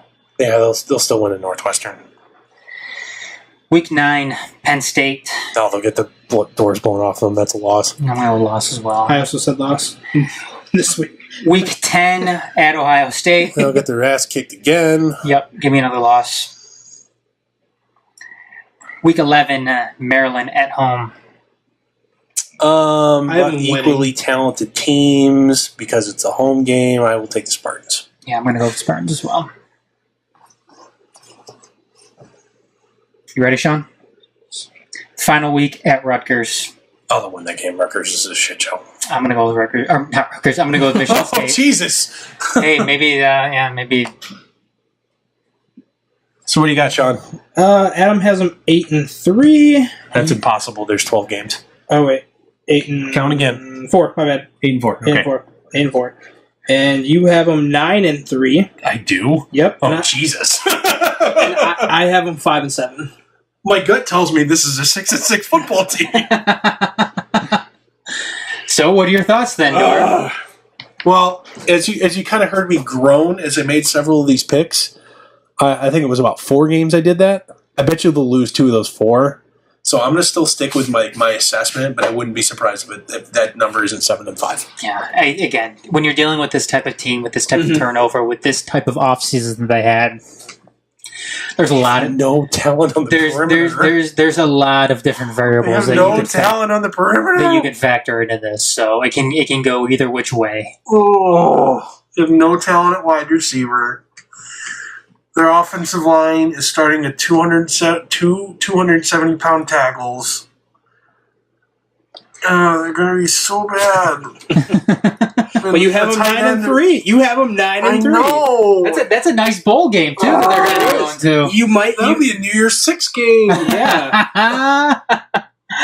Oh Man. At the same 9-3. Well, here's the deal. If you go through their schedule, out of the 12 games, they're outclassed by 3 opponents, the ones I have been losing to. Penn State, Ohio State, and Michigan. They're totally going to be outclassed. They've got no shot. Mm-hmm. There's about 4 games on there, the ones that I groaned about, that they're about equally talented with. Now, you'll probably win about half those. 50-50. So. And then there's the non-conference. And then there's the the rest of the and then the Big lower Ten. end of the conference schedule and the non-conference where you better wet the floor with them. Yep. Watch. Michigan State will come out. Brian Werke is the next great Michigan State QB. He's the next Kirk Cousins. He's the next, Cousins, Hoyer. I mean, honestly, Spartans have put 3 of their last 4 QBs into the pros. Mm-hmm.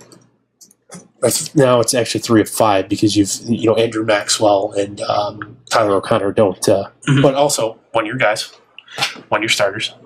Any guy who started multiple years for the Spartans in the last 15 years has had a career in the NFL. You may have that next guy here. Perhaps. Build around him. He's just so skinny. He's so small. He's gonna die again. Beef him up. I mean, dead seriously. If you look at like we were talking about, Marcus Russell beef him up. Mason Cole, just that bookend college left tackle that set and forget. He'll be fine, even though he played center last year. Cole Chewins, the guy is set to line up at left tackle for Michigan State, was 230 pounds 24 months ago. He was a guy that was offered a scholarship like the day before signing day, was going to go to play tight end in the MAC. Day before signing day, something fell through. Michigan State called him and said, "Hey, what you doing? Want to come play tackle for us?" Okay. Flipped him. Now, Cole Chewins, in the very limited action you saw last year, is a very, very, very undersized tackle. He beat every edge defender in the point. Just got ran over.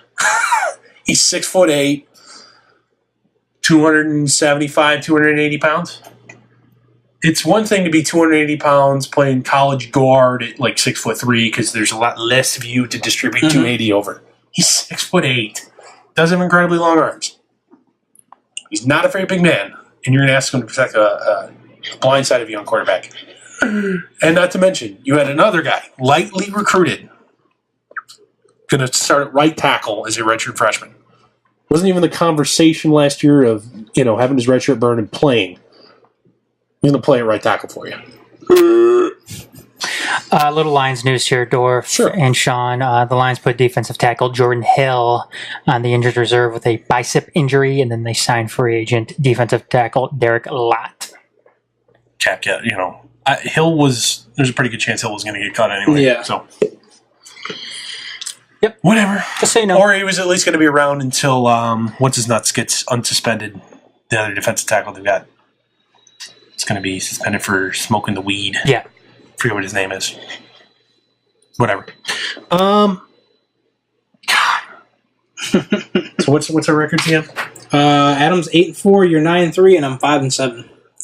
Shawn, I wouldn't be surprised if you're right. Mm-hmm. I wouldn't be surprised either. The thing is, like, a lot of my losses, those the ones when you guys were like, Would you be surprised if I was right? Yes. 8-4? Yeah. I am at 9-3. I'd be more surprised if I was right. Honestly, the eye test doesn't mean This is a 6-6 football team. Mm-hmm. they're going to get their doors. They have no shot in 3 games, so there's 3 losses there. And there's 4 to 5 games that Could go either way. And I don't think with the pieces in play this year that you're going to win more than 2 of those 4 or 5 games that are up in the air. I just don't think you're having it unless, of course, something is dramatically changed in the offseason and there's been just a dramatic change in the direction of the program and some younger guys have matured very quickly to skill positions. But honestly, you don't have the coaching to turn this shit heap into a competitor. Your coaching has gone stale. Mm-hmm. Everybody's figured out how to stop you. You need to get with the program and catch up to the modern game of college football. You do not have... Alabama runs this type of offense. Know why? They have the best fucking guy in the country at every spot. They do. They get the best guy at every spot every year. You don't. You do not get Wisconsin runs the same kind of offense. You know why? They just grow meat stacks in those fields in Wisconsin that just show up. Oh, another kid that's 6'5", 330 pounds and strong as fuck. You haven't been shown to be able to get those guys in the recruiting market. You know who your tackles are? There's a guy that late bloomer, 6'5", 260 pounds coming out of high school rather. He has to grow into his frame. They show up at Wisconsin at 330 stacked, like a brick house. Mm-hmm. You don't get those type of guys here for some reason. Even though you've had very good success at putting guys off your offensive line into the league. You don't get that type of guy. You've had arguably just as much success as Wisconsin has in the last 5 years. Hell, you had a guy, Jack Conklin go, 9th? Walk on to 9th overall pick? All pro in his rookie year? And you still can't recruit because guess what?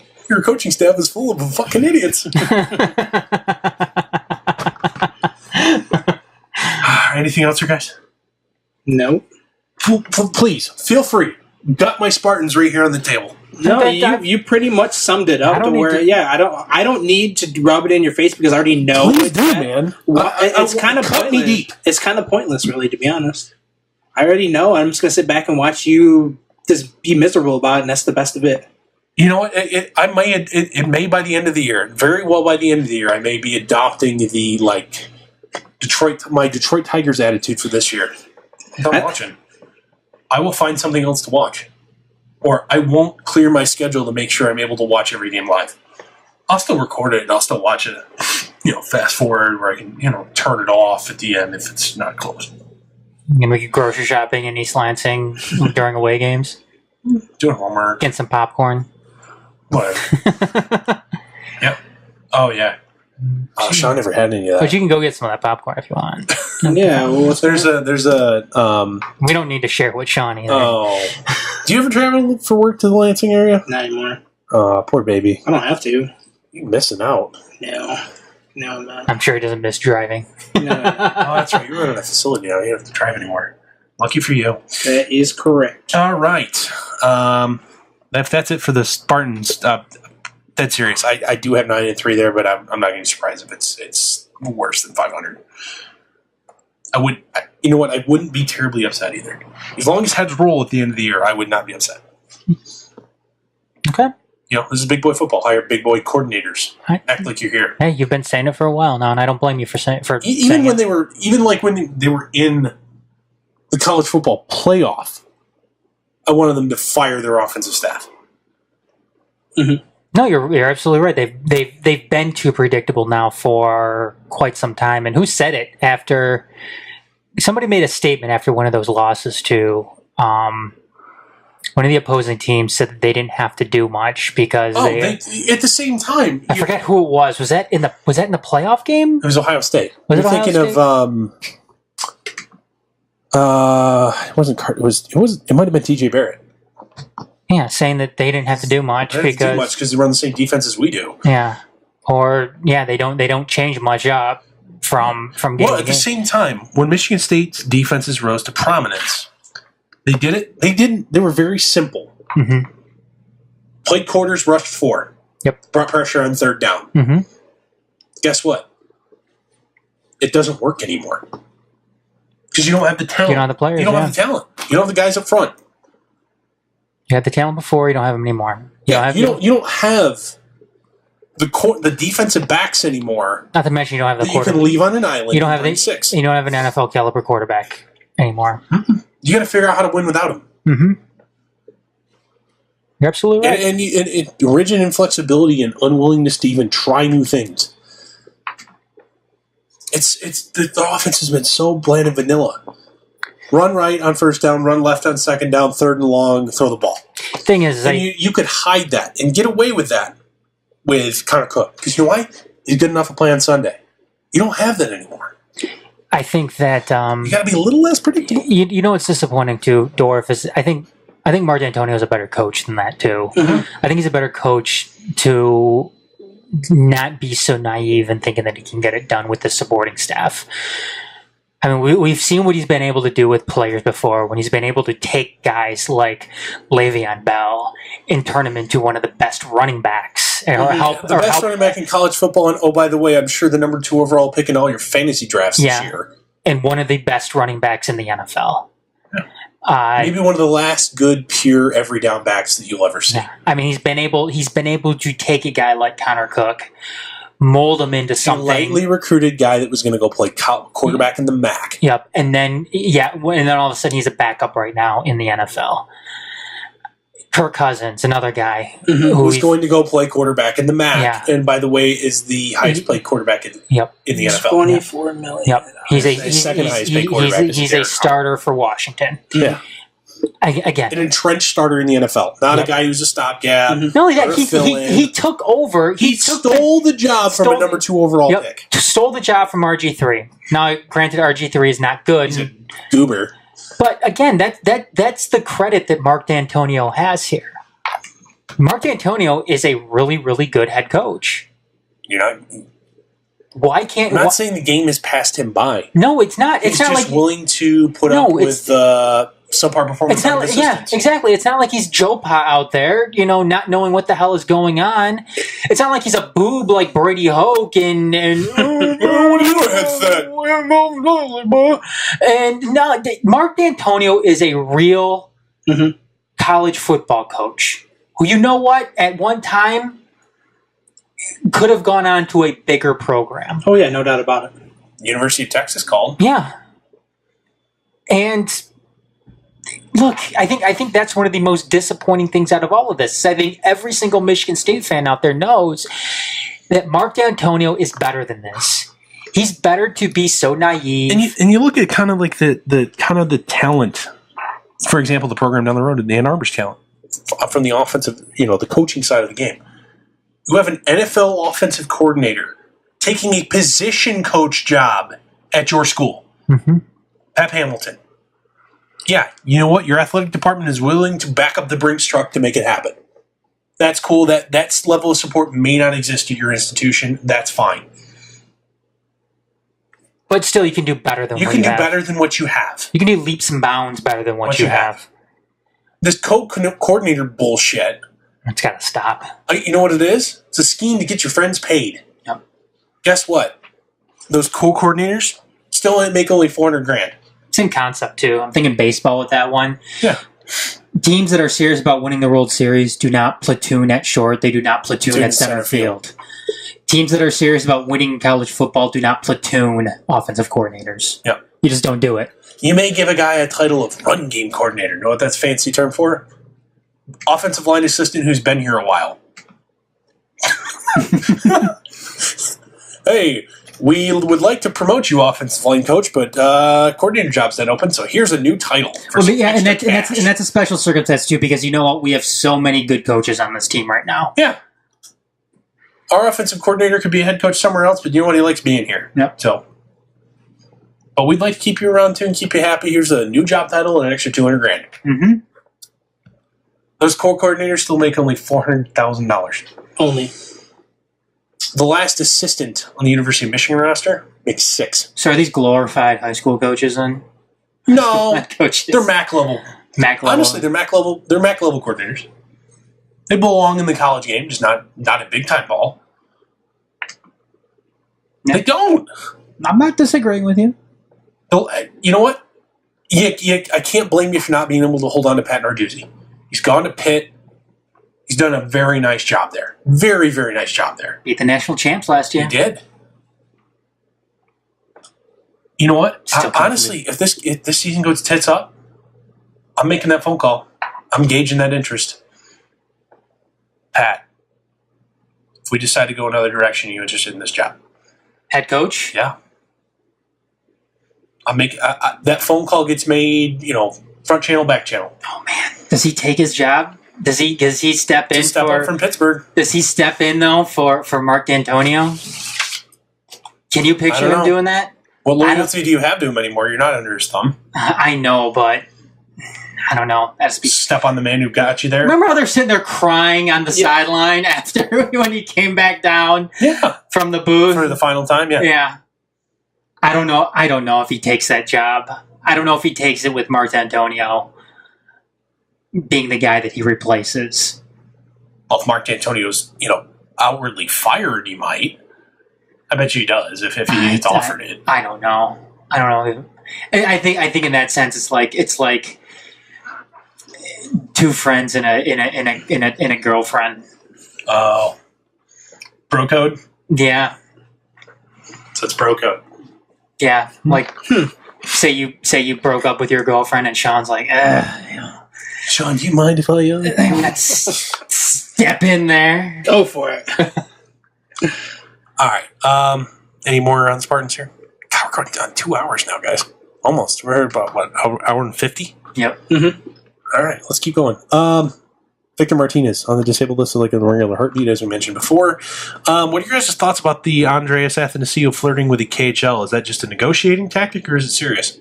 Are we seriously about to lose when you're promising young players to the KHL because the Red Wings organization is being cheap? No, it's a negotiating tactic. It's just purely to drive up his value. And it's a brilliant move. Smart move by his agent. I'd be looking to give that agent a little bit of a raise if you're at the Take him out for a nice dinner. Yeah, but I think realistically the Red Wings are going to get him back, but that's. If it doesn't work out that way. Now, if it turns out, you met his demands, you matched the contract offer, whatever, and Athanasiou still goes to the KHL, I don't think that's a fireable offense. But if Ken Holland decides to go cheap, is this, the straw that breaks the camel's back, and do you have a new general manager in Detroit by the opener? Oh, absolutely not. No, you don't change general managers This late in the game? No. You've got to see it. I didn't think it would be realistic option. No, either, you've got to see how the season plays out. I don't know that is it playoffs or bust for Ken Allen here? No, because I think they know how bad the team is right now. Whose fault is that? Ken Holland. Yeah, I mean, there's to an extent. He's had nobody else meddling or doing anything else in this lock. Then again, since then. People, you can't make the playoffs every year, right? And yes, you can. And fortunate with the Red Wings. No, you can't make the playoffs every year. Everybody knew that this was coming at some point. So I thought it was going to happen a while ago. I think you're going to have multiple seasons of not making the playoffs in order for Ken Holland to lose his job. Well, I'm not multiple seasons. More than 2. Okay. I think it would need to be the 18-19 season not making the playoffs again. I think next year is when they start to consider it. Okay. But I would hope, because you know what, quite honestly, same thing, my same criticism, similar criticism of Michigan State. Organizational philosophy is stale. Again, I don't think they're not following the same organizational philosophy though. They're not. Okay. I mean, as much as you want to think that, they're not. Organizational philosophy is they leave these guys down, and they're not leaving them down.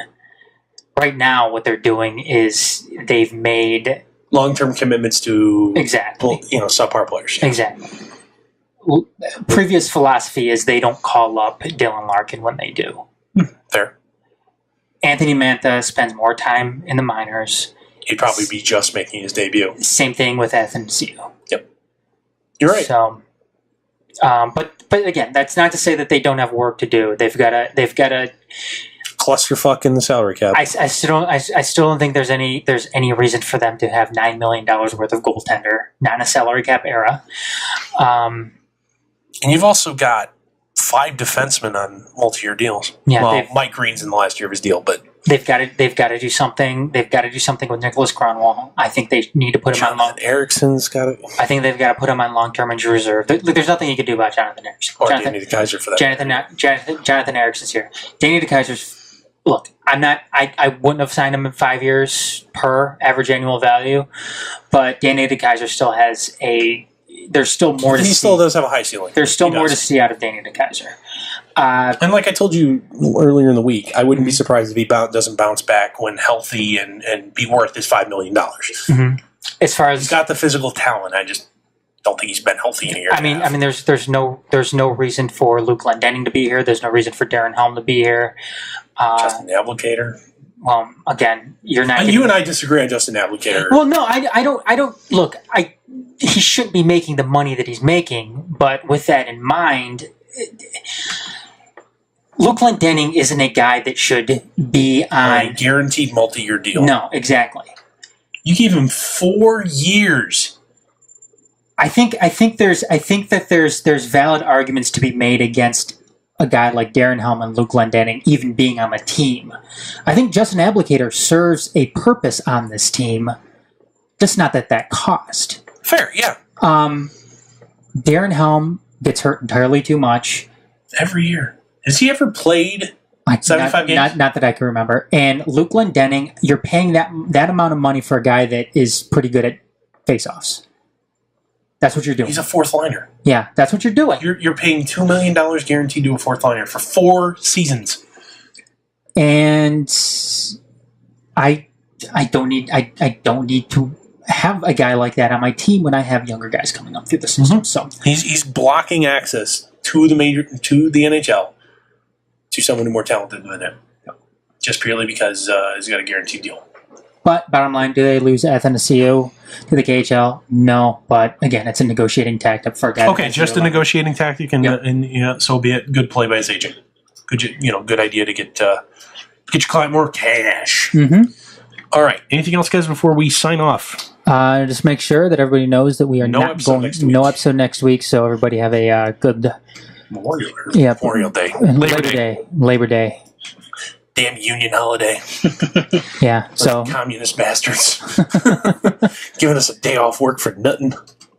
Just kidding. Thank you. Is that going to be it? Yeah, that's going to be it, guys. That is going to wrap up this 149th episode of Motor City Uncut, presented by the Major Sports Network Detroit. Join us each and every week, except next week.